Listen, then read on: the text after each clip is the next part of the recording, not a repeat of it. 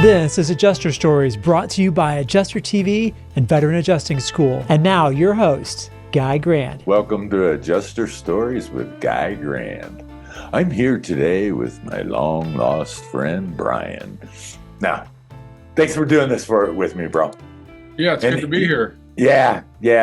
So, just to give a little background on Brian, most of the people that are coming on this podcast, Brian, are VOS-trained adjusters over the last 12 years, right? So that's where my brain started with this thing is, I know, we're just going to do VOS-trained adjusters. We got 350 weeks we could do this.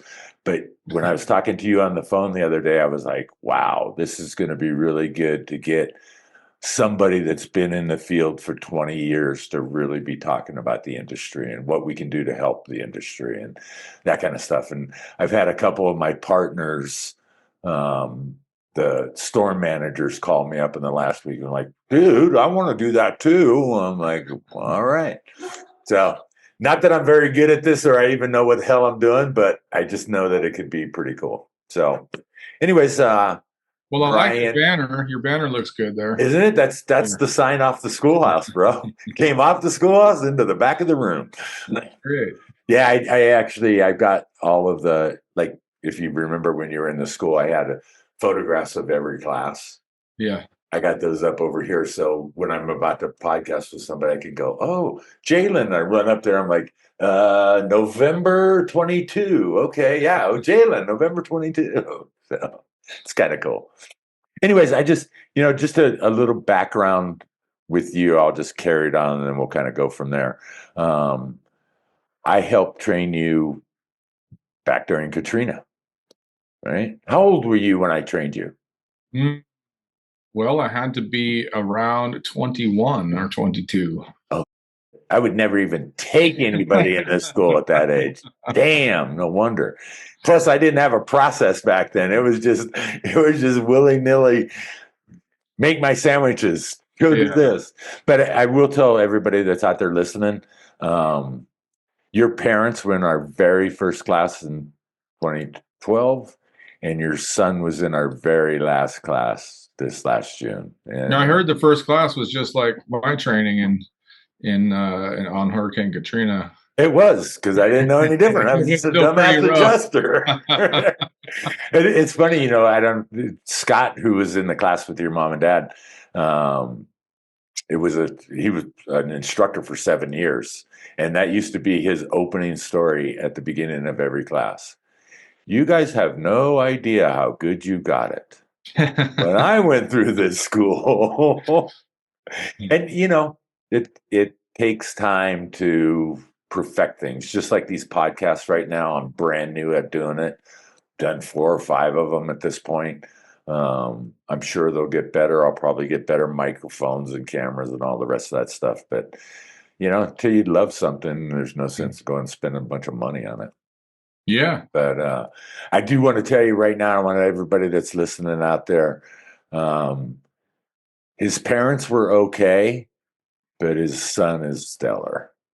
Yeah, he's doing good. We after you, when we started the school, we would never take anybody under 25 because we didn't feel like they had enough life experience.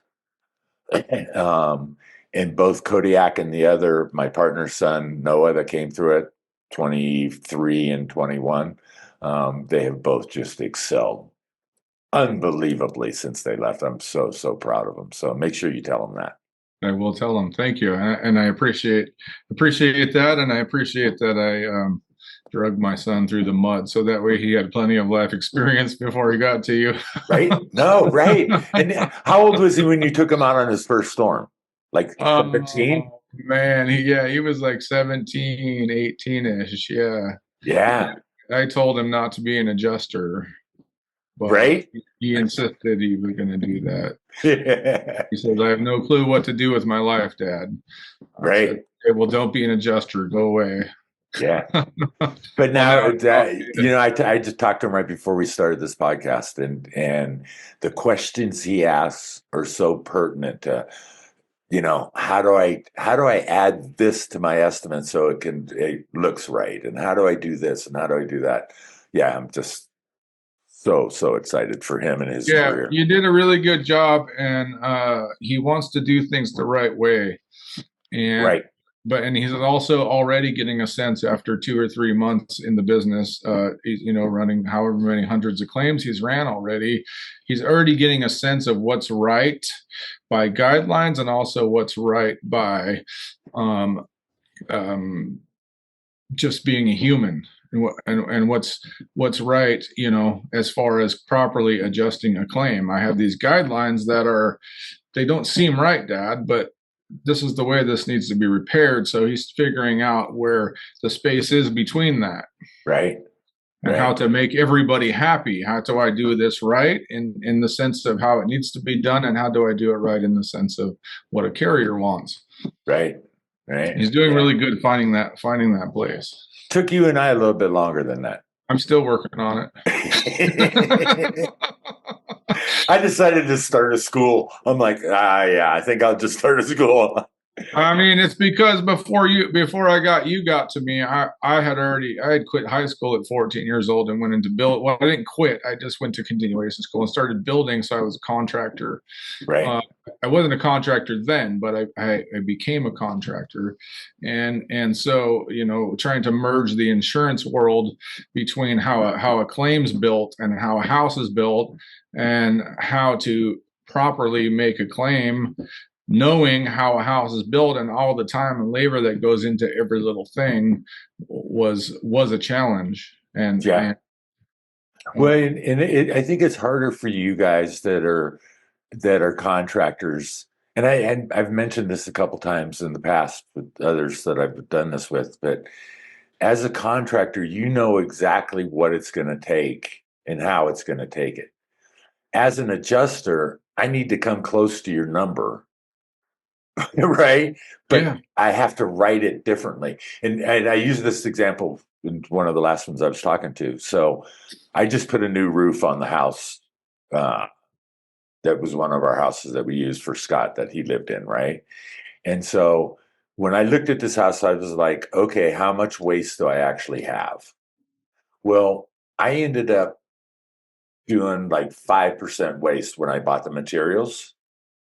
And I literally ended up with 2 bundles left at the end. I took one back and kept one, right? But I only did 5% waste. But I went and I bought the starter row. Yeah. And so, you as a contractor are going to say, it's a 30-year shingle. I need a starter row. I got to have a starter row. I can't use a 30-year shingle for a freaking starter row. I can't use a 30-year shingle for a ridge cap. I got to buy a ridge cap. Right. So adding 10% to our estimates might actually come up and help that. Yes. Right. For the contractor.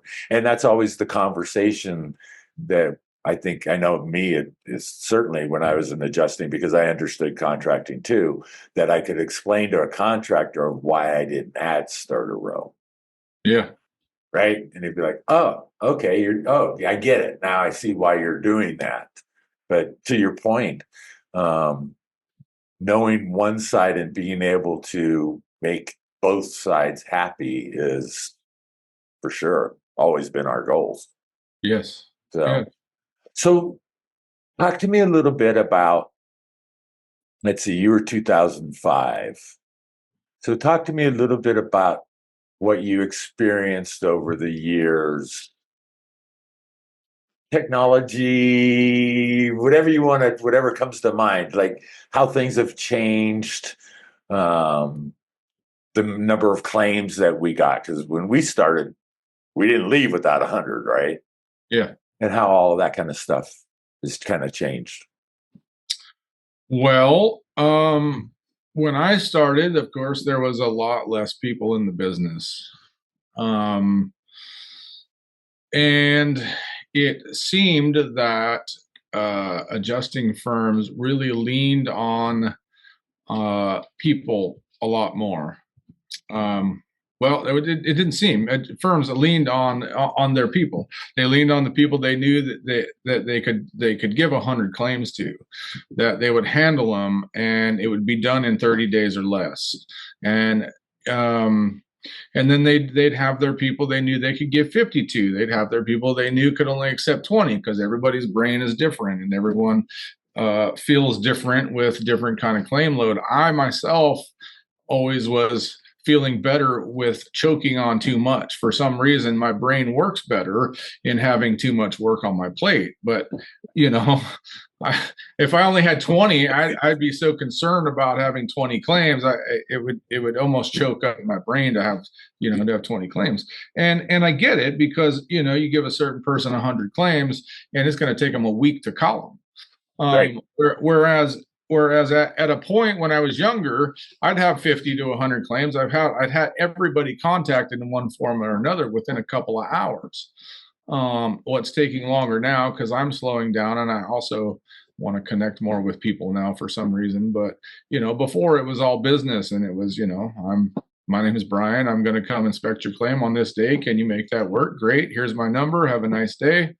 And I wasn't quite as personable, because my job's to get the claim done. But now I really, I don't know, I'm getting older. I enjoy connecting with people. And I think one of the big things in that first phone call is establishing a relationship, because once that relationship is established, that I believe that sets the tone for how the rest of the claim goes. And for sure. And I have found that if I don't rush in that phone call, that even if I make a mistake during the claim, I've established that relationship. I've showed up on that inspection. I've maintained that contact.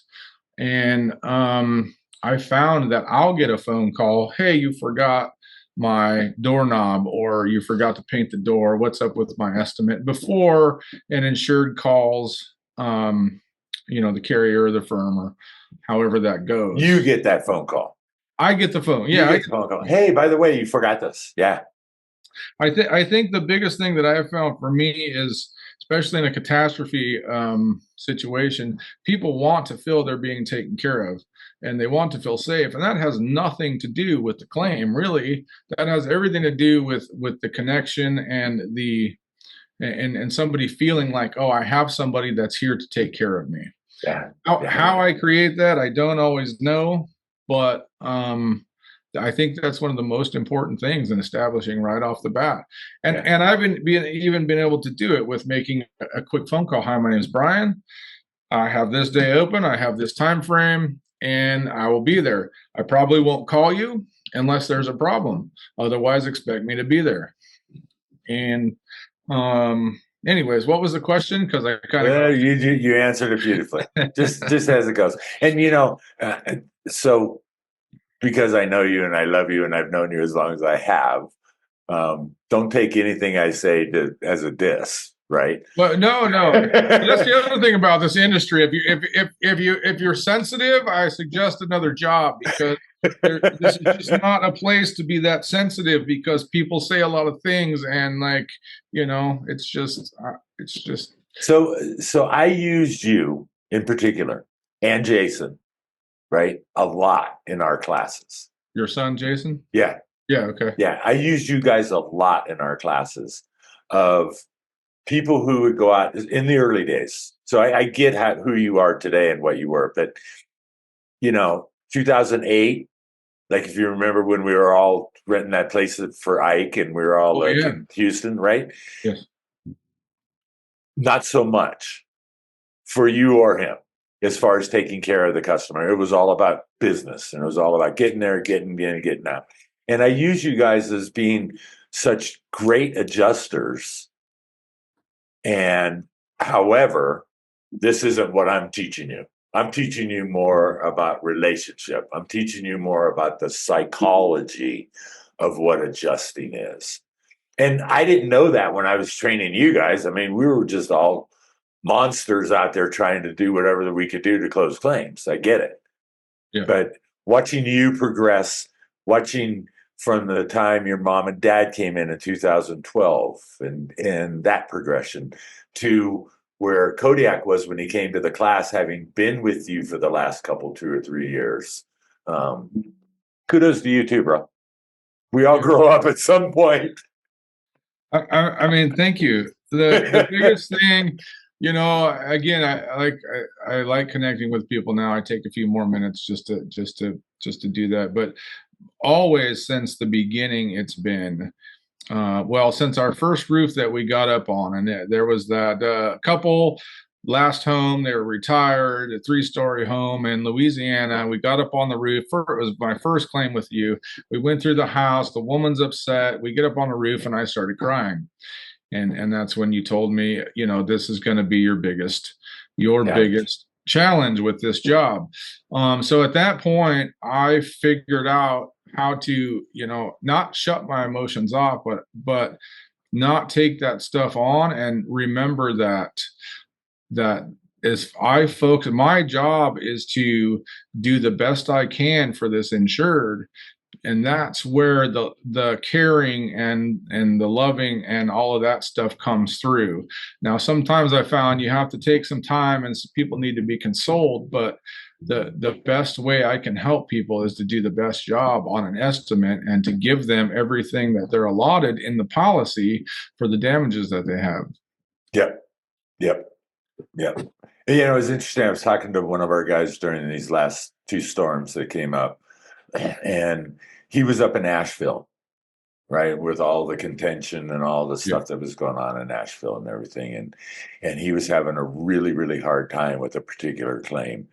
And he called me as soon as it was over, and I was like, Justin, you've got to be able to compartmentalize that when you are with that person and they're going through that trauma and that catastrophe of their life, you can be there with them, you can be empathetic with them, but you cannot carry that to the next claim. Because when you get to the next claim, those people are going to have their own sort of catastrophe. And as an adjuster, being able to recognize that, like you said, and not get caught because you could go through the rest of the day if you get caught on the first one and you're thinking about, oh, that poor lady, oh, that poor this, oh, that poor that. And you're really not giving the other insureds your full focused attention. Yeah, that's correct. Yeah, it's totally correct. And I have to remind myself, and I tell other adjusters too, when that starts to happen, it's kind of like golf. You got to keep playing through. And you got to keep playing, especially on a catastrophe, especially on a big one. You've got to keep playing through. You've got to take it in. You've got to absorb it. You've got to do the next claim. It's always the next claim. It's what's next. How do we complete this one? On to the next one. Oh, wow, I'm feeling this way. Nope, got to put that away. I got a little storage compartment back here for every catastrophe.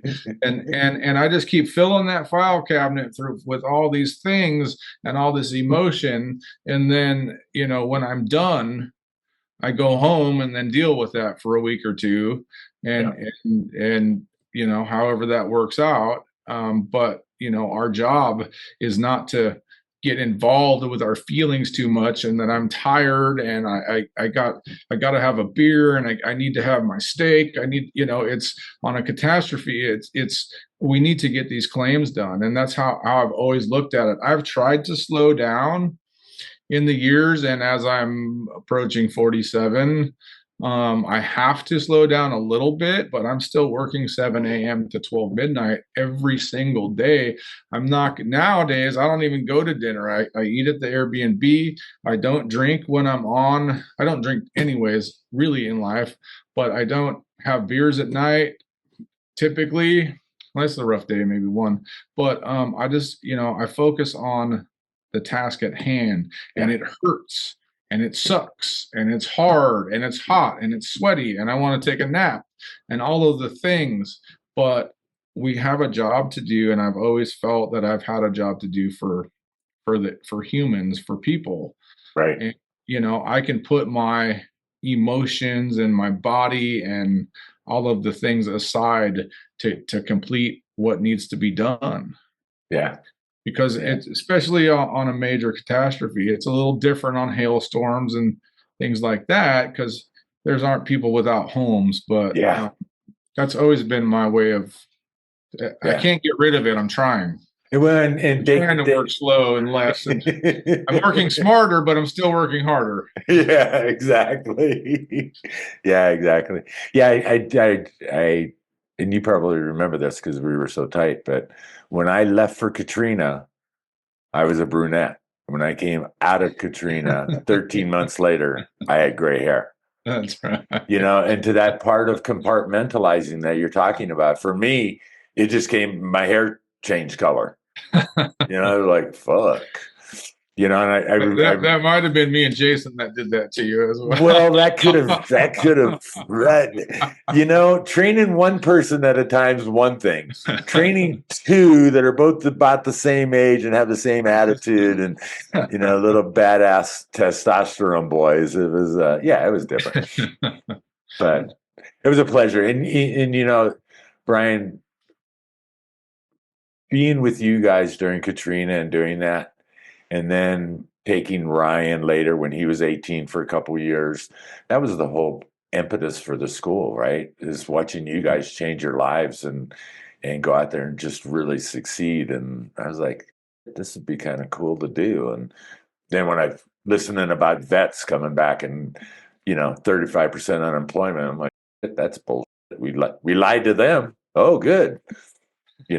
So it's been one of the greatest things in my life to be able to get through the school and closing it down. Sad but true. I'm 69, been there, done that, worked 55 years. It's all good. And doing stuff like this is kind of my way of being able to continue on and keep giving back and stuff like that. So I'm glad to see how far it's gone. I remember that phone call when you told me the idea, and I was like, "This guy's crazy." But that wasn't the first time you said that.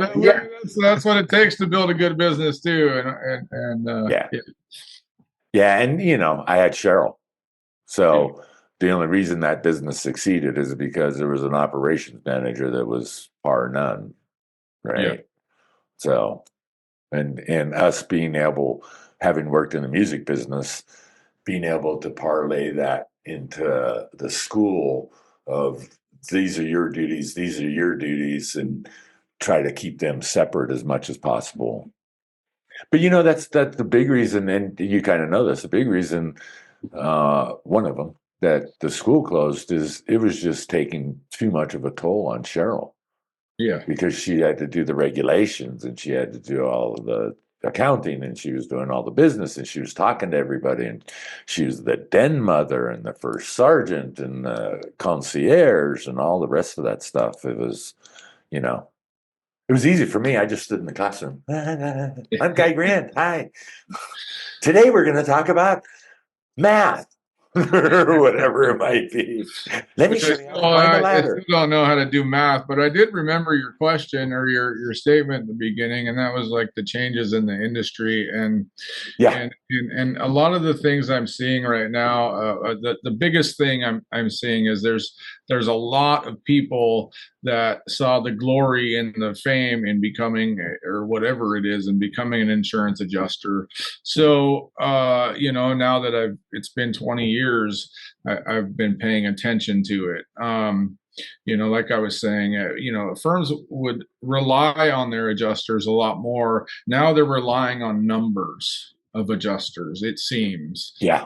And I understand that because of the claims and the things and the this and the that, and time frames and all of that. But what I see happening is there's a lot more adjusters, yes, but there are not a lot of adjusters that are committed to the job. They saw the money, they want the money, they want to get in, they want to bang out a bunch of things, but they don't want to work.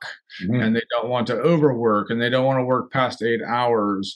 And so now, and I thought we'd go here further in the conversation, but we're here now. So, now what I'm seeing is there's a deployment. Well, you get 20 or 30 claims, right? And then, well, we're going to wait until you finish those 20 or 30, and you might get more. Yeah. Well, what happens is you've got your 100 adjusters and you have your 10 to 20 that you could really rely on, that you could give 100 claims to, and they would finish them in 30 days. But instead you've got, 100 guys, you've given them all 20, and then you get 30 of them that don't know how to adjust a claim, and then that starts to pile up, and there's just a lot going on there with that. So, I'm not going to say us older guys or veteran adjusters are suffering more, because I'm not suffering in any way, but it seems like the industry is getting watered down. And the way I saw it before is if you had 10 to 30, well, on a catastrophe, a good 30 guys, you could give 75 to 100 claims to and not worry about what was going on. And Right. then back to how I was talking about phone calls, you could count on they were going to handle that claim. Yeah. 100% handle that claim. Then you could bring in your guys if you needed a few more. So it's just getting a little watered down, and I understand the concept, but I feel like, and it seems like, we need to start veering maybe back to the old ways. Yeah. I'm not saying cut anybody out of jobs or anything like that, but with Hancock coming in and having their ladder people come up because nobody wants to climb a roof or measure a roof or do the job. Right. Start hiring people. Right. And leaning on the guys that you can count on. Yeah. Always. Yeah. And give them more work. So is that, and this has probably been the last 10 years that what you're saying has progressively gotten bigger. But I've seen it harsher in the last 5 to 7. But yeah. But so do you think that is IA firm or insurance companies going to their analytics and saying, well, this claim has to be closed in 48 hours, or you, Mr. IA firm that I hired, we're going to give that to somebody else, but you got to get it in 48 hours. So then the IA firm goes, holy crap, I got to get these claims closed in 48 hours. So I got to bring in more people so I can get it closed in 48 hours. But they're still not getting them closed in 48 hours because the people they're bringing in aren't trained and they don't know what they're doing. And so they're not.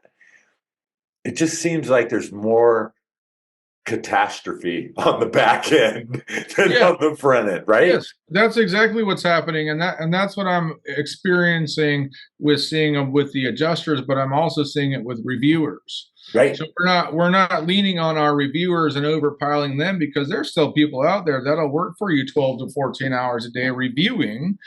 And you're right about that. Everyone is freaking out about time frames, but I think what it's doing, it's making it worse. Yeah, no, and now AI is coming in, so now we have a little help from computer world, but to make things a little faster. But so the thing that I was thinking about, and I'll just go back to the last 2 storms where I was in Georgia and Florida. Is that that I think if IA firms stopped getting into the fear of losing money and losing business and standing the ground of, no, we're not going to give you 200 adjusters. We're going to give you, 50 to 100, and we're going to make sure that your claims are processed in the right way in 30 days. And I think that the firms have more power to set expectations in the world than the all-powerful insurance companies who are paying all of our bills, which they are, because that's who we're working for.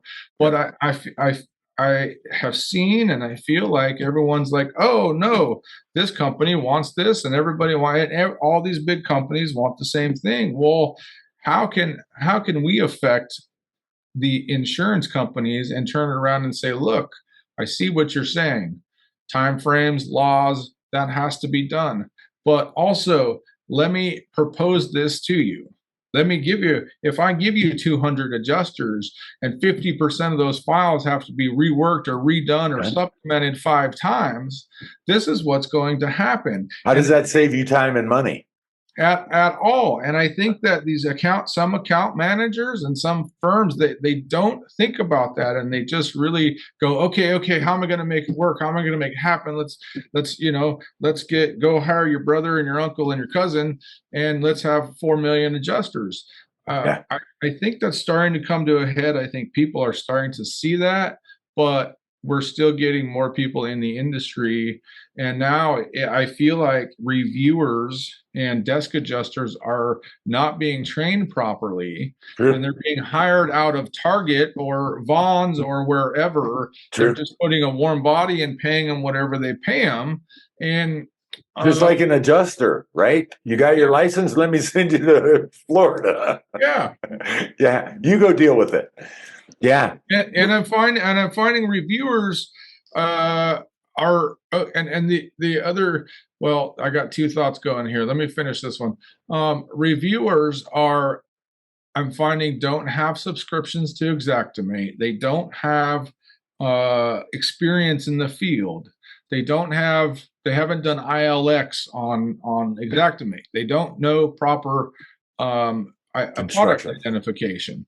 And then you get a reviewer that says, I'm a reviewer, and they're like, I'm your boss and I'm your ego, and here's the thing, you need to do A, B, C, and D, and they're argumentative. And the biggest thing, and one of the biggest changes that I've seen, since we're still working on that question, is it used to feel like the firm, the adjuster, and the reviewer were a team. Yes. I'm not feeling that anymore. I'm feeling corporate firms now. I'm feeling cold reviewers, and I'm not feeling team anymore. Yes. Don't get me wrong. I work for a few firms that we're still doing that. I mean, it's happening, but that synchronicity between the three makes the claim go and makes it go really smooth. Yeah. Well, the separation I'm feeling these days is it's not working. It's crazy you say that, because if you remember back during Katrina and those first few years afterwards, right, when we were out, who was our file reviewer? Our manager, right? Remember, they would have, like, the manager would have 10 or 12 adjusters. Well, his job was to review them. Well, he could sit down with the 10 or 12 of us and say, this is what I want out of you guys.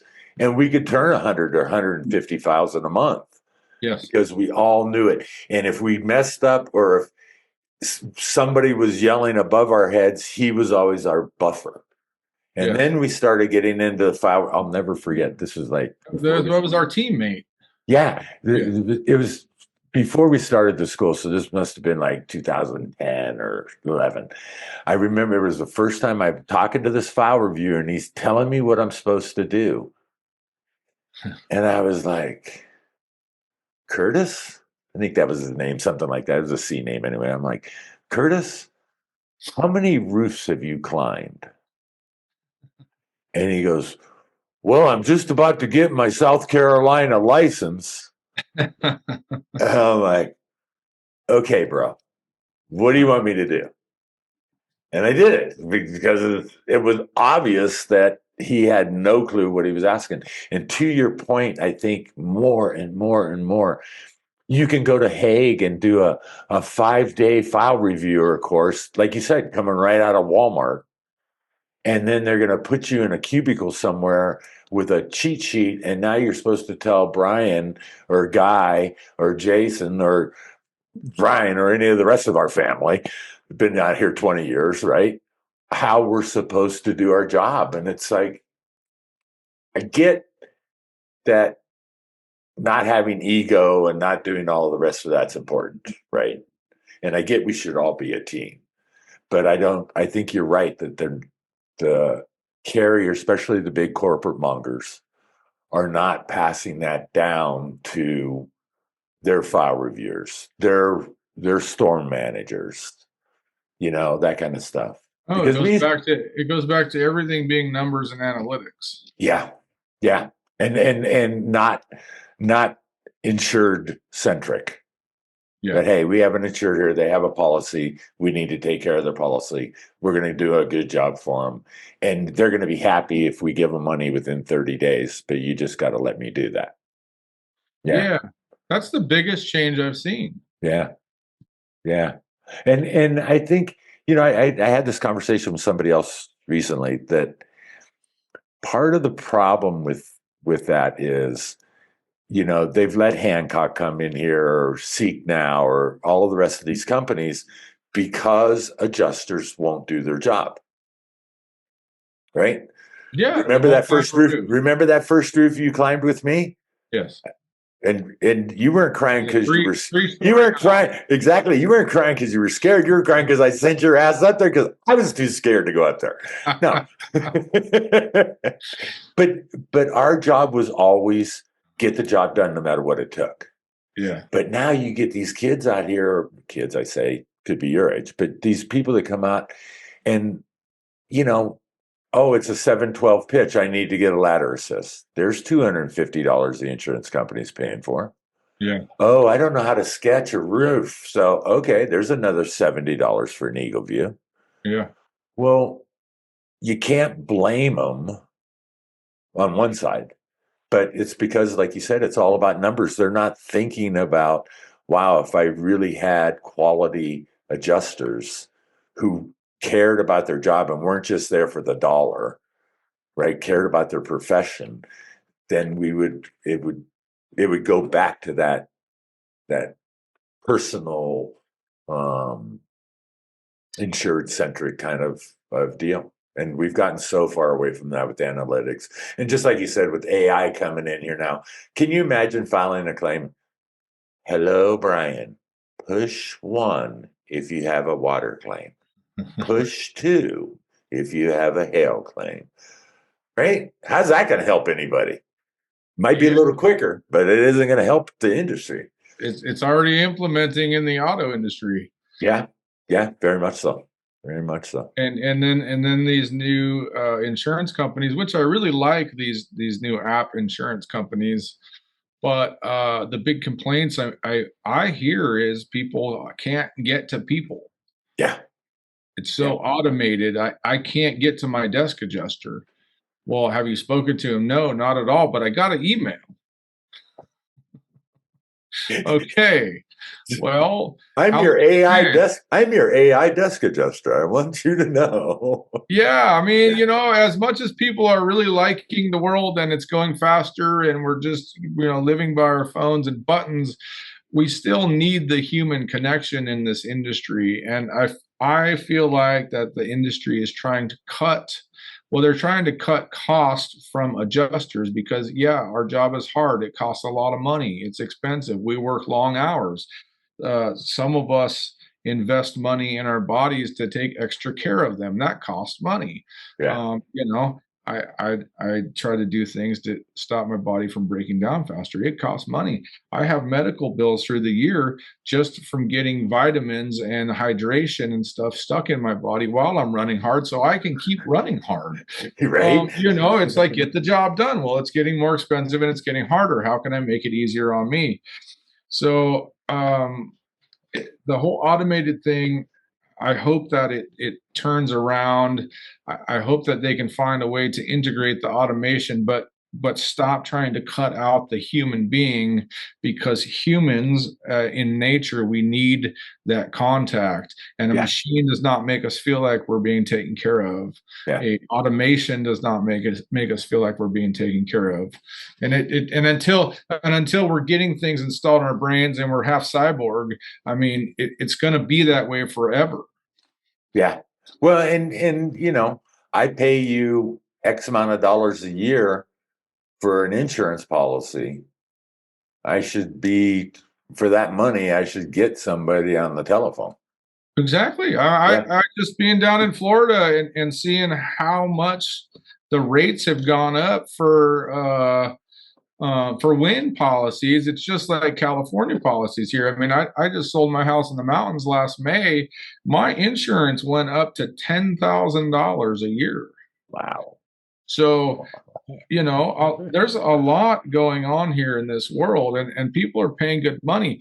pay for an adjuster to do the right job. And just to mention, I had a claim with a certain insurance company, a big one. And I was involved in the big mudslides and the windstorms that were here in California. My canyon was one of the canyons that got really wrecked to where I had to be helicoptered out.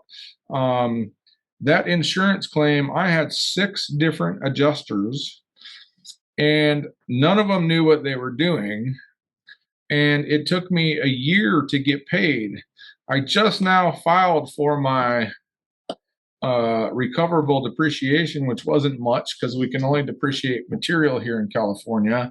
And my first response from that particular company was rude and cold and accusing, like I didn't do the work. And finally I got all the photos over, and the final catastrophe adjuster that knew what she was doing, once she got a hold of that claim, it was paid. And just a couple of days ago, she saw the photos and called me. It was really easy and simple, but it took a year and 5 adjusters to get to somebody that knew what they were doing. Why that is, I have no idea. I have my speculations because it was a sizable claim. Yeah, well, and it gets back to what you're saying, right? So they hire non-trained, non-responsive people, whether it's file reviewer or adjuster, send them out into the field. And how can an insurance company think they're saving money by sending 5 adjusters out to your house? You're not. How can they save money? Why don't you send the first guy is good? Yeah. The re-inspector just has to add the extra 20% because the first guy missed a few things, and it's done. Instead of having the incompetence. And that's what we taught at the school. They sent a roofing specialist out to my house that got to my roof and said, "There's a tarp on your roof." And he said, "Well, I can't take the tarp off." I said, "You're a roofing specialist."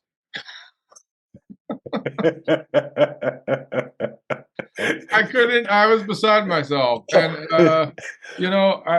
I actually hired a public adjuster, and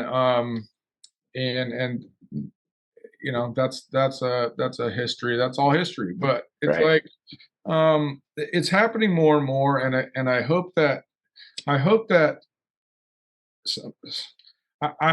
there's a different business model that comes into play. I know things are getting more expensive. Being an independent adjuster, the other thing is we've got to think about the insurance company. We've got to think about the firm, and we've got to think about ourselves. And we can't just give away all of the money because we want a big paycheck. We've got, and I think more so now, I'm thinking more about the all of it as a whole, because we're all in this business as a whole. And if we're all writing $400,000 estimates that actually could have been settled and paid for and indemnified in $100,000 or 50 or whatever, that we're all working together. Yeah. And I would love to see insurance companies and firms and adjusters work together in a better way and start trusting each other. And I'm hoping, and I'll just say it wherever this video goes, I'm hoping some of these older guys that are CEOs, I hope that their business models change, because it's just not working. Right. I've ran for some larger firms or companies, insurance companies, even through small firms or large firms, and at the rate they pay for re-inspections, like, just pay your initial adjuster, get an experienced guy, pay him well, have a good fee schedule, and demand quality. And demand quality. If you're going to turn in crap, if you turn in crap to me, you're gone. See ya. You're not. You're docked, or if we have, Yeah, exactly. Or if you go ahead. I was going to say, if you're not going to do your job, go find another job. Right. Which leads me to, if you're an adjuster and you're out there and you're starting, do your job, love your job. You can't think about, don't get me wrong. In the beginning, I was like, paycheck, look at all this money. This is great. But that changed quickly. Right. within a couple of years. For me, it wasn't like, let me hurry up and get this done and get a paycheck. Well, for one, it's because we used to have to make our corrections. Correct. I got tired of making correction. I still don't love them, but I'm still learning, and I still make mistakes, and I stay up late, and I miss things sometimes. But you know, work late. If you don't want to if you don't want to work late, don't be a catastrophe adjuster. Be a daily adjuster. Right. Be committed to getting your job done. And we all have egos. You can't take your ego out of it, but like the job is to get a proper claim out. It's not to get it out fast. It's not to look cool because you just ran through 20 in a day. It's to do a good job for the people you're working with and working for. So if you know, put the beer away, you know, stay up Right. 3 extra hours, process 2 extra claims, drink a Right. little caffeine, but you know, take care of yourself. But like, Or do less claims to do a better claims, you know? exactly, do Yeah. less, do better. You make more, the better you do. And the more you take care of yourself, the more you take care of people, the more money you Let me make. interrupt you for a second. Yeah. It's getting to be nighttime there, isn't it? Yes. Go turn on your light. Okay.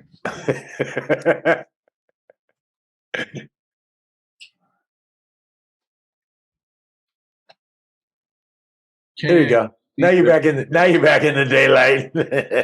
I never get short on time. There's one more point that I really wanted to make, and it is something that I've noticed within the last 20 years. You know, back in the day, so at first I was only doing catastrophes for like 5 years or so, and I was still doing general contracting, and I hadn't gotten into the daily claims world, which I've probably been doing for about 15 years. Back then, the first claims management system we had was FileTrack, Right.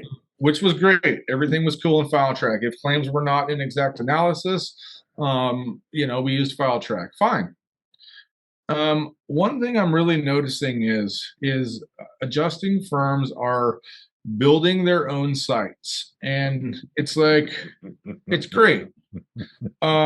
You know, because somebody built their own site and then somebody else built their own site. And my speculation is because Xactimate is expensive. And if we build our own site, then we don't have to pay the however many thousands of dollars to Xactimate, Exact Analysis, or whatever. Right. Well, I'm finding that firms are putting so much stock into their third-party site, and they're trying to get reviewers to work out of their site so they don't have to have an Xactimate subscription. So, but on the adjuster side, when you are so into your third-party system and we're not linked up to Exact Analysis and your site's not linked up to Exact Analysis or Symbility, it takes 3 to 5 times as long to make a correction. Right.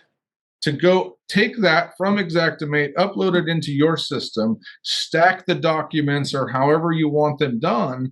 It's slowing down the process. Maybe it looks cool on your end because your accountant can and your dispatcher or whatever, but like the wheel was already invented. So when I've really been focusing on the big topic is going back to the old ways. Exact Analysis was invented to be quick on a claim. Yeah. Symbility and Claims Connect were invented to be quick on a claim. Yeah.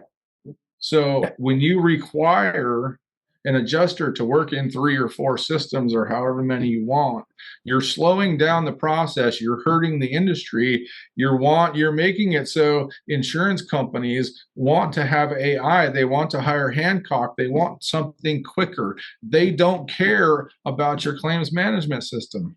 Yeah. They can go into Exact Analysis. They can go into Claims Connect. Yeah. Or if you're trying to get your carrier to go into your system so they can see how you're doing, whatever. Yeah. So to that point, and I'm gonna have to let you go here pretty quick. Yeah. But to that point is consistency in this freaking industry. Yeah. Consistency from the adjuster. Do you turn in your photo report and your estimate and your written report the same every time? If every adjuster did that, it would save so much time and energy. File reviewers. Okay, file reviewers, this is what you're looking for. Whether it's carrier A or the big mama carrier or the little tiny mutual in Nebraska carrier. This is the way claims look. This is what they should look like. Yeah. Going through exact analysis or claims connect. This is the warehouse. The cloud has already been made. Right? So you might not want to pay the extra $20 to Xactimate to have exact analysis. But if you have a consistent work product coming from the adjuster to the file reviewer, and the file reviewer is trained to be looking and only working with consistent products, now you're saving money over the entire industry. That's correct. That's the wheel was invented. Right. We're trying to reinvent it. Just a quick recap on what's changed in the industry. I remember when I started, I'd get a file folder or an attachment or two. Here's your contract. Here's your guidelines. All in one spot right there for every company. This is the way you do it. Very clear, very spelled out. This is the way you do it. One folder with guidelines for that company. One folder with guidelines for the other company. Here's your stuff. Yeah. Easy peasy, simple. Yeah. And why does one carrier have to have guidelines that tell you ARMVN, tear off the shingles, no haul up, and make sure you put a dumpster? But all the rest of them say RFG 300. That includes remove and replace, right? Why would you do that to us as adjusters? This is a rhetorical question. We both know, right? But Yeah. Why would you do that and then expect all of the 500 adjusters that work for that carrier to do it one way when their whole life has been trained and everything else to do it a different way? Why does that one carrier think that they're so special? And part of it is, I think, because everybody's looking for money. So IA firms are going to kowtow to that carrier and say, okay, all of my adjusters will do it that way.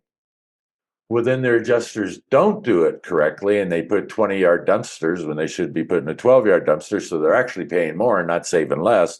And so, again, to your confusion, it just starts rumbling up. And you and I have worked for one IA firm, and how many carriers within that IA firm? 12, 5, 6? Yeah. So there's a couple IA firms that you and I have worked for in the past that were good about going to the carriers that they took contracts with and said, this is what our report looks like.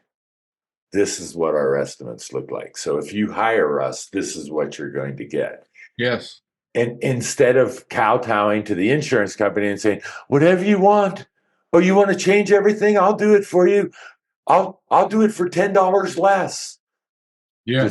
That's the big thing I think I've seen. I worked for one of those particular firms in Florida that I hadn't worked for them for a long time. Exact analysis only.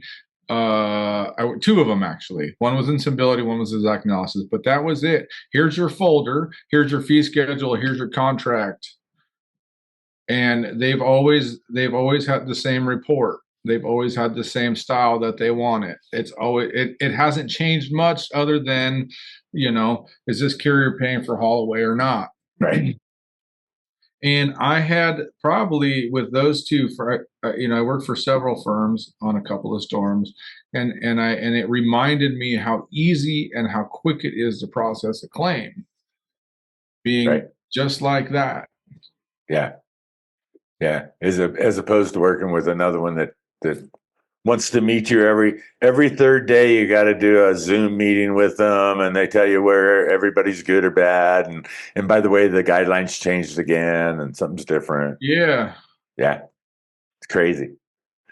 It's crazy, but we're still here, bro. We're still here. We're still fighting. You more than me, but I don't give a shit anymore. No.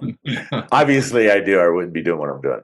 Yeah, right. And I tried not to give a shit a couple years ago, and I tried to get out of find something else to do. But the fact is, I really love this business. Yeah, it's not just the money. I mean, I mean, I could go back to being a general contractor, especially now. I could probably make more.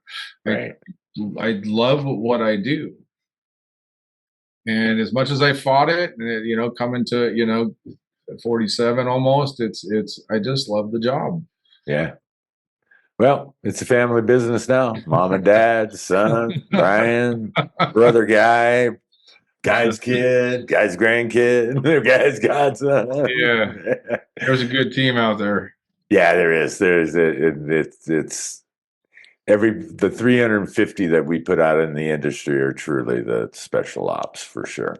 Yeah. Yeah. And it's amazing that when I talk to these, even the big ones, when I talk to the IA firms and they're like, when I see that their exact analysis address has VAS in it, I know who they are. So it's all worked out good. You did a good job. Thank you, bro. Thank you, brother. I'm proud of you. Thank you. We all keep trying to grow up, right? Yeah. Anyways, man, I'm going to let you go. I got stuff I got to do. Thank you so much. If people are listening to this out there, of course, the only way I'm going to make this monetize this thing is click like, write a little comment about how awesome Brian and Guy are, whatever you got to do. All right. Or anything negative is good too. Any publicity is good. Just don't say anything negative, right? Just all positive 5-star reviews. And we might be somebody someday. You know what? If nobody ever likes this and everybody says, I'll just quit doing it and I'll go back to hiking the Red Rocks and hanging out in their hot tub. It's all Good plan. All righty, brother. All right. Have a great day. You Peace too. out. Take care. Check out more adjuster stories with Guy Grand right here.